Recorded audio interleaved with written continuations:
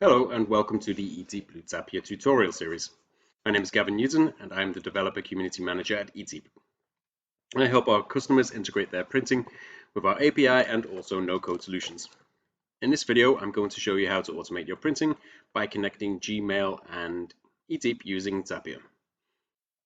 So in this example, I have a basic website. It's called Lisa Skateboards. It's a skateboard shop. We have a number of different skateboards to choose from.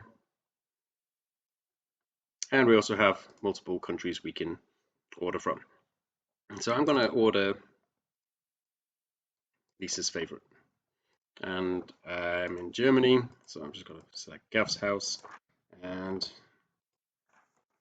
I'll just put a note about Zapier. And we're going to send that order. So now I've clicked that order. A document should have been created, like this one. But it also should send a copy to an email address. And what we're going to do is we're going to have Zapier listen for new attachments in that email account and print the document out once it's received one. So let's get started.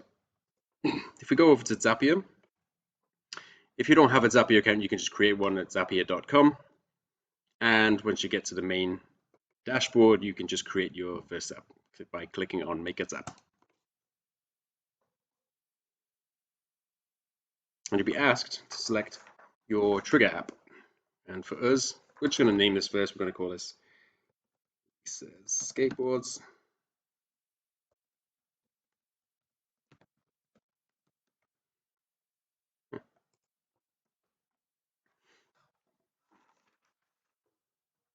And our trigger app is going to be Gmail. The event would be a new attachment.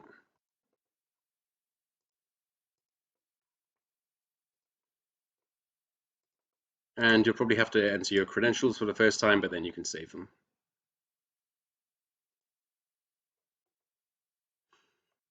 I've also sent all of the emails into a specific label, just so we don't print all attachments from everywhere.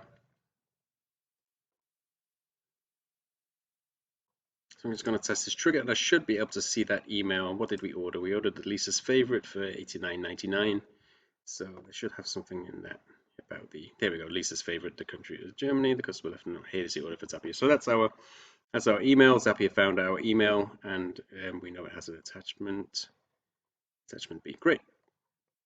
So if we just click continue, and what we want to do now is we don't want to print it straight away because there's still some logic missing, because there are two different countries we can go to, Germany and the US. So we want to put a different path in. We want to send this one to Germany. So first we need to run some logic, and we can do that by checking the subject line. So some of the logic from the website here is once you select Germany, that will be included into the email subject. So we're going to check the email subject to see if it contains Germany.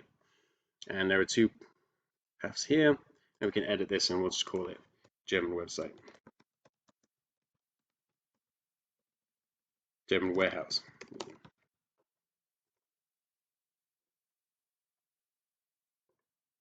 And we will only want to continue if our subject, you order, see there's our subject here, you order, there's the order number, and then there's Germany at the end. So we only want to continue if our subject contains Germany. So far we have only emails with the labels Lisa Skateboards, and we're only printing it out if the subject line contains Germany in this case. So we're going to continue, and in this case it should be able to test and say yes, that would work. Now if we change this to United States and then test this again, it should say this wouldn't have continued. So that's good. It means our logic works. And then we can just create an action.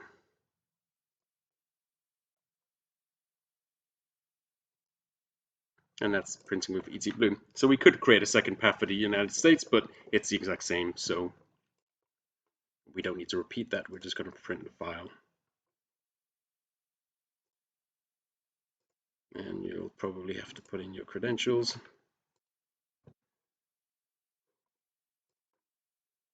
And we want to find a file. With any ezeep file, it usually starts with attachment, file, document, but it will always have this in brackets, exists but not shown. That's what you need to look for. So this one kind of looks like it could be it, but it's just actually report PDF, which is the name of the attachment file name.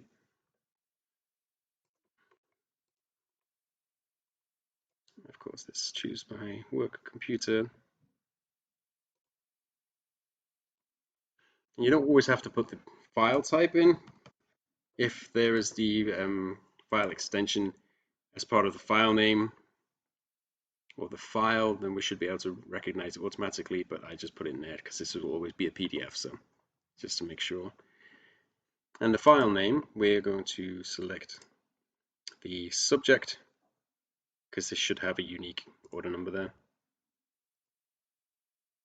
I don't need to do any changes to this, so we're just going to press continue, and we're going to test to make sure this is working, sending it to our printer.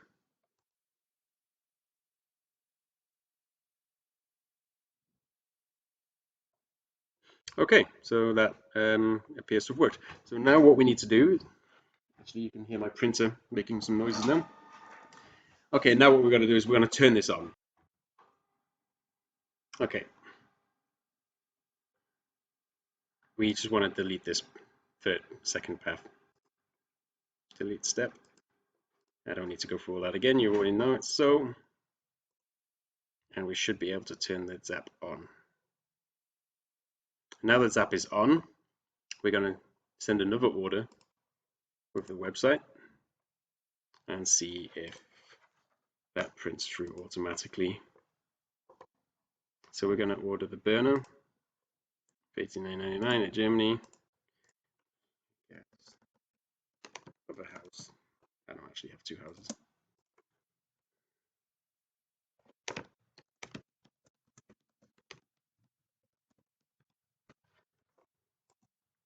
Okay, so now I've sent that second email. This should be a live version now.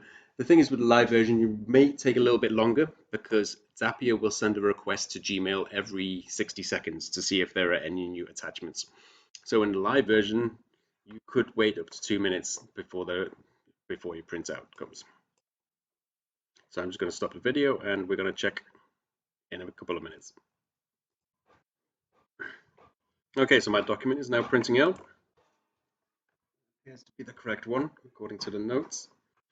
And we want to look at the Zap history. So